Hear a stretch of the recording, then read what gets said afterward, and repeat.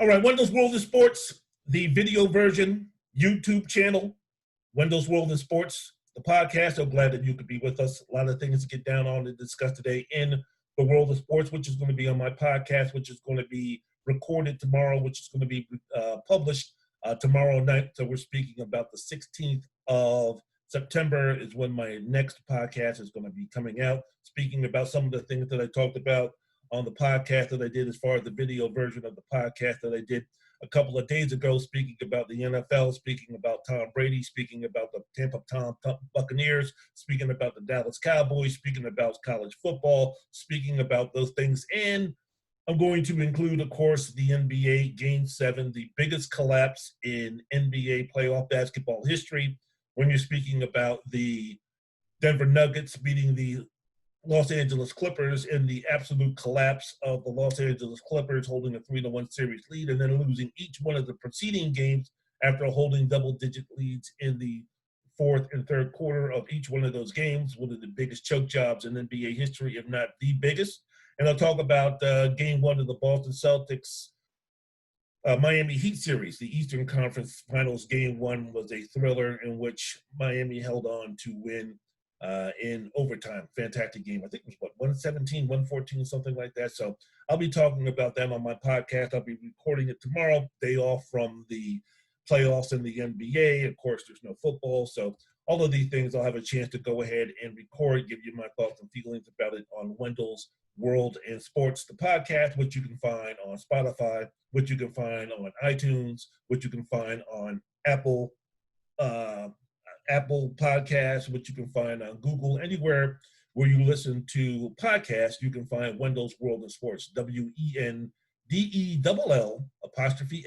World, WORLD, and Sports, SPORTS. Find, subscribe, like, rate, review, do all those great things as I continue to build my podcast, as I continue to build this YouTube channel, which I'm doing now. Very quickly, there's just two things that I want to discuss. I'll make them very quick, which I'll be going in depth on my podcast for the video podcast. So I just want to give a shout out, a special dedication to Maria Taylor for the strength that she'd show, the intelligence, everything that, here's this woman who does a fantastic job for ESPN. And this jackass, 670 to score, some asshole, Don McNeil, who's no longer employed, by the way, with 670 in Chicago Sports Talk Radio. He had been fired because, if I can pull up the story here, this piece of shit, was making a misogynistic remark about some of the attire that she was wearing. In fact, let me see here. McNeil tweeted about Taylor on Monday night during Taylor's debut as a sideline reporter.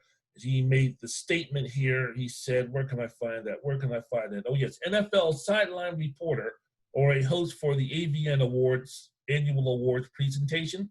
Ha, ha, ha, ha. Good one, Don. Good one. That was fucking funny. Or Dan McNeil, who the fuck he is. He's fucking inconsistent. He's irrelevant right now because that asshole lost his job, which he should have.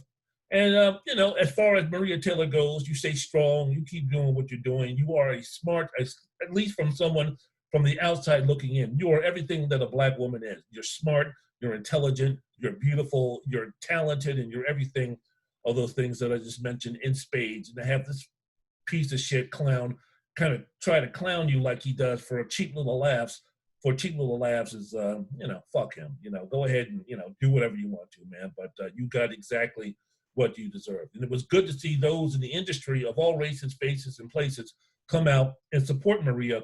And, the fact that she handled it with such class. But basically she was saying, look, you want to bring your sexist, misogynistic, stupid ass, you want to, but you can check me out as I do the NBA countdown show. And she does double duty in terms of doing not only the countdown show, but she also does the ESPN, the Monday Night Football game. So very, very talented, very, very beautiful, very, very intelligent. And for her and women in general to still be going on like that and dealing with that type of shit is just, it's just worthless. I've always said, not been one. Look, I'll be straight out and honest with you. I think sideline reporters, for the most part, are worthless. And I've always said, for a lot of times when the sideline reporters come on, I'll put the damn thing on mute because I really don't give a shit what they have to say, especially when we're speaking about college sports. And they go into some nonsense about giving the background of the offensive lineman or the running back or the defensive tackle or the assistant line coach or the water boy or the grad assistant who's helping out with the linebackers and all that kind of nonsense. And they start talking about their background and their parents and their neighborhoods and stuff that they do. I don't give a fuck. I don't give a shit. I want to see the goddamn game. I'm not really interested in all that nonsense. So I'm one who's kind of like, look, if you eradicate the position of sideline reporters, it would be fine with me. But if you're going to have these sideline reporters on, good for them. And it's also good if you could have some that are competent. Maria Taylor is one of the few out there that are competent, and she breaks the mold of normally what a sideline reporter is. A lot of times I'm so turned off of the sideline reporters because they all fit the same mold. They all fit the fact that they were young, blonde hair, blue eyes, semi-attractive, and white. That was the main deal. When they came on and they gave you nonsense, they came on and gave you bullshit, and they came on and really didn't add anything to the program. And I was just kind of like, click, get it out of here. But the fact that this position is here to stay, I like the fact that now you see them branching out to include those of other diversity. They're becoming a lot more diverse in who they're hiring as sideline reporters. Still, I'm a person who would be like, look, if they got rid of that stuff tomorrow, it would be great. But you know what? If you're going to have it, I'm glad to see that the industry is moving toward more diversity. So, I never, again, the sideline reporter they give these background stories of these players, especially in college. It's always, especially when we're speaking about the black athletes, man, it's always the same goddamn thing. It's always the fact that here's this guy, here's the quarterback, here's the running back, here's the wide receiver, here's the tight end, here's the defensive lineman, here's the safety, who came from a tough neighborhood. He came from a tough background. He came from a poor environment. He came from an impoverished environment. And his mother was a drug dealer. And then his father was shot and dead. And his brother was in a gang. And everybody out there was strung up on drugs, or they were doing drugs, and no one came out of the community, and it was a hellhole, and it was terrible, and it was awful. It's the same goddamn thing every single time when we're speaking about these black athletes when they're being profiled by these colleges during these college football games. Everybody who's black comes from a bad environment, comes from a poor environment. Their mother's either strung out, hasn't been around. The father hasn't been around. He's dead or he's in jail. The brother is no longer around. He's in prison. All his friends are getting shot or in drugs or in jail. It's the same goddamn thing. I would love to see a profile of a black player where they say he grew up in an affluent area with two parents who were making buku bucks. One was a lawyer, one was a doctor, had great children. One of his brothers is in Harvard, the other one is in Yale. He has a sister at MIT. I would just love to see more of those type of stories other than going back to the same old, tired nonsense when it comes to profiling black athletes. If I didn't know any better, if I was from another planet and I came down to Earth and watched college football games and that was it, I would swear that all black people came from poor environments with a single family, and the mother's no good and the father's no good and the sister's no good, and he was raised by his grandmother and he had to dodge bullets when he was walking around the neighborhood and all that kind of nonsense. So for me, sideline reporting is something to where, you know what, if you have it, fine, but I'm not really into it. But if you are going to have it, having talented people like Maria Taylor, who is a role model in terms of those young, beautiful black women and white girls, black girls and white girls who are watching sports, gives them another avenue, gives them another opportunity if they want to pursue that, to go ahead and do those things. And I can't think of a better person to take a look at in terms of being a role model for those who might want to down the road venture into those type of possibilities, which could lead to the more, now I wouldn't say lucrative, but lead into more opportunities as far as hosting and doing those type of things. Rachel Nichols is another person who does an outstanding job. Lyndon Cohen does an outstanding job. So for women who want to get into sports, when they see people such as a Linda Cohen or a Taylor Rooks or a Malika Andrews or a Cassidy Hubbard or an Elle Duncan or a Jackie McMullen, who's fantastic. I mean, when I see these women in sports in an industry where was very misogynistic and very backwards in that situation. When they see someone like Amina Kimes, they see all these people doing that thing. I think it's fantastic. I mean, who gives a fuck what I think? You know, if the opportunity is there, then go ahead and take it. Give a fuck what I think. I'm only one person. So sideline reporting isn't going anywhere. And if that's what these women need to do to get themselves into position to move to other avenues and other things, using their talents and using their skills, and go for it. So congratulations. I think, again, Maria Taylor is doing an absolutely fabulous, wonderful job. And don't let that fucking piece of shit clown and any of his minions get you down, which she didn't. She's a pro. She's all class. She's mature. She did a great job. Great job. Wendell's World in Sports, the video podcast, the YouTube version of Wendell's World in Sports. I'll be talking about these things on my podcast, Wendell's World in Sports, which you can find on any platform which you listen to podcasts, Google, iHeart, Spotify, anywhere where you listen to podcasts. Just type in Wendell's World in Sports, Google Wendell's World in Sports, and you'll see this guy, this handsome face. And if you go to YouTube and you just put in Wendell Wallace, spelled Wendell, Wallace, not Wendell, but Wendell, Wendell, Wallace, you'll be able to find this channel right here. Subscribe, follow, do what you need to do. I would appreciate it. I also now want to end with what I'm going to be talking about on my podcast, the the police lieutenant of Los Angeles, the guy who's up there talking about, I would like to see LeBron James. Let me see if I can pull up the story very quickly so I can go ahead and give you some details about that. LA Sheriff Alex Villanueva challenges LeBron James to match reward money for a gunman who ambushed two deputies in Compton. He was speaking on KABC radio on the John Phillips show, and Villanueva was talking about the reward money for the person who, I guess he executed one, and I guess one is just hanging on by a thread, or I know he killed one and the other one's in critical condition or something like that. Well, the reward money has reached $175,000, a combination of donations of $100,000 from the county and $75,000 from two private citizens. So basically what he's saying is this challenge to LeBron James is he wants to match that and double that reward. And of course, the situation is that's just basically, trying to dog whistle the folks out there in terms of, he'll never do that. And LeBron James, it's just another way for idiots. It's just another way for closed-minded people. It's just another avenue for bigots and racists and fools and people who aren't too bright to go ahead and take shots at LeBron James and some of the stuff that he's doing to try to bring racial harmony and equality to the Black community, opportunity to the Black community. Again, goes to the argument that these idiots have about, why should LeBron James, what does LeBron James know about struggle? What does LeBron James know about poverty? What does LeBron James know about what's going on in the streets? What does LeBron James know about what's going on in the inner city when you have a guy here who's making over $100 million per year?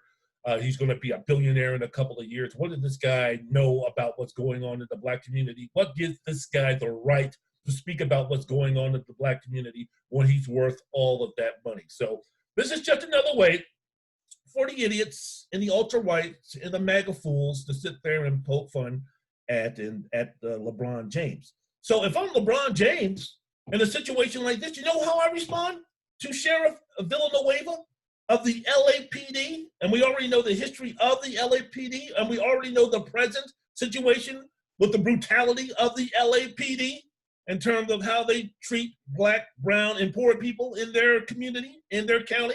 If I'm LeBron James, I'm saying, why do you need my help? Hey, man, I'm just going to shut up and dribble, right? You know me, I'm out here playing basketball. You know me, I'm out here worth a couple of $100 million. Why do you need my money for? I'm just one of these athletes who's just going to shut up and dribble. I don't have any say. I don't have any thoughts. I don't have any opinions about what's going on. I'm just going to sit up here with my basketball and do my thing, and I'm going to let y'all handle that, right? And even for those who want to sit there and talk about, well, we need to get this guy who tried to execute these two police officers in Compton. I say, well, what about this? Why don't we use the same narrative for the person who murdered and tried to murder these two police officers? Why don't we try to use the same logic that I hear people use when they defend the police, when they murder, when they attempt to murder, when they violate the civil rights of Black people in our communities. Why don't we try to use the same type of logic? Why don't we try to use the same excuses towards the person who tried to try to murder these police officers? Why don't we do that? So the first thing I would say, for those who are sitting up there talking about, we need to get this guy, we need to arrest this guy, we need to punish this guy, we need to put this guy on death row in San Quentin, we need to do all these things. I say, hold on for a second, right? Whoa, you can't be making these observations. You can't be making these thoughts and opinions. You haven't seen the entire tape. Until we've seen the entire evidence, we really don't know what happened. So we really can't put the blame of guilt on this guy who tried to murder these two police officers because we haven't seen the totality of the videotape. So we don't know. So, you're really doing a disservice when you're speaking about trying to convict this guy as far as having this guy be guilty of trying to murder these guys when you don't know all of the facts, when you don't know all of the evidence. All you see is the videotape. All you see is this of what happened. How do we know what happened before everything started rolling? I mean, these police officers, we don't know. That guy could have been threatening. That guy could have felt threatened by the police officers. The last time I checked, don't police officers have weapons? You're talking about a situation where the officer might have looked menacingly at this person. And this person, fearing for his life, might have shot this guy. We don't know. You got to remember, these officers carry weapons, and they can use these weapons at any time. So if this guy was just walking by and minding his own business with a gun, just like the jackass who murdered these folks out here at the demonstrators and then walked past the policeman who didn't do a goddamn thing, I believe was that in Wisconsin, right? So this person who shot these two officers, he could have been walking by and minding his own business. He sees these two police officers looking menacingly, looking angrily at this guy. He might have felt afraid. He might have felt that he feared for his life. These police officers, I don't know. It could have been that these guys might have been trying to go after his property. So he might have shot this guy to protect his property, right? You don't know. We don't know anything about this. And how do we know the background of these police officers? Do we know if they're squeaky clean? Do we know if they're good cops? How do we know this? We don't know anything in the background of the two police officers. I heard, this is a rumor, I heard that one of the cops that were shot, I heard that he wasn't friends with a lot of people. I heard that he didn't have friends in the police department. My goodness. And I heard that when he was in high school, he got a D on a Spanish test. So, how can you trust a guy with that type of character? How can you trust a guy with a weapon with those type of flaws? So, I don't know. So, I think before anybody gets arrested, I think the police department needs to do a thorough investigation into this guy just to make sure, right? Because isn't that the same thing they do when a police officer murders a Black person, murders a brown person, or murders anybody, especially if you're a Black person? Doesn't the police officer say, whoa, let's not jump to conclusions here. Let's just kind of wait first to see exactly what happened. Let's go ahead and let's do an investigation and let's go through all of the evidence before we go ahead and arrest this guy. Remember, he's innocent until proven guilty. And based on what we saw, you really can't have a version. You really can't make the decision if this guy is innocent or guilty, right? Shouldn't we apply the same type of bullshit? Shouldn't we apply the same type of nonsense toward the guy who shot the officers? Shouldn't we apply the same logic to him as we do the officers who shoot innocent people? Because didn't you motherfuckers do that with George Floyd? Didn't you stupid motherfuckers do that with Jacob Blake? So why can't we do the same thing when it comes to this guy who shot these two police officers? That's all that I'm saying. That's exactly what I'm saying. If I'm LeBron James, that's exactly what I'm saying. So, Sheriff Alex Villanueva, why don't you do this? Why don't you donate some money to try to train your police officers not to shoot and kill innocent Black people? How about that for a change? How about that for who gotcha? How about that for a blow? How about that? So those are the things that I want to talk about. And those are the things that I wanted to get off my chest and talk about. Now I can go back to doing my homework in terms of putting something together in terms of a podcast that I'm going to be doing. Because again, want to talk about the Clippers, want to talk about Doc Rivers, want to talk about Kawhi, want to talk about Paul George, want to talk about the Western Conference Finals between the Lakers and the Nuggets. I want to talk about the Eastern Conference Finals and the end game execution of the Boston Celtics against the Miami Heat. I want to talk about Bam Adebayo. I want to talk about Jason Tatum. I want to talk about Jaylen Brown. I want to talk about Kemba Walker. You got to be better. I want to talk about Jimmy Butler, Stones. I want to talk about the situation where in this series is going to be interesting. You got the big dog. You got the alpha male talking about Jimmy Butler of the Miami Heat, and you got the wannabe big dog. You got the wannabe alpha male in training in Jason Tatum. And whether the Boston Celtics win this series or not, this is going to be so valuable for Jason Tatum because he's got a front row seat of what it takes to be an alpha male in this league when he's going up there against Jimmy Butler. So win or lose, Jason Tatum is going to get himself an awesome education, which is going to pay dividends down the road as he goes for superstardom for being a great player in this league. So all of those things I want to talk about. Plus, as I mentioned before, Tampa Bay, Tom Brady, all of the things. I talked about it on my YouTube channel the last podcast that I did or video, whatever this is that I did. But yeah, that's what I want to do. That's what I want to get to, and that's what I'm going to be working on. So as I leave you, I say I hope everybody does the right thing. I hope everybody is having these uncomfortable conversations with those so we can move this community, so we can move the society in a right direction, in a correct direction. And as I always say, bonjour, bonsoir, je m'appelle Wendell Wallace, Wendell's World in Sports, the video version, the YouTube version. Que pasa, mi amigos? Me llamo Wendell Wallace, Wendell's World in Sports. This is the YouTube version. Shalom, my brothers and sisters. Wendell's World in Sports. I'm your host, Wendell Wallace, the YouTube version. You can find my regular podcast anywhere where you listen to podcasts. Wassalamu alaikum, my brothers and sisters. Wendell's World in Sports. I'm your host, Wendell Wallace. So glad that you could be with us. Konnichiwa, my brothers and sisters. Wendell's World of Sports. I'm your host, Wendell Wallace. So glad that you could be with us. Thank you very much for tuning in to this YouTube special about what's happening on my mind in what's going on in the world of sports. Be good. Peace.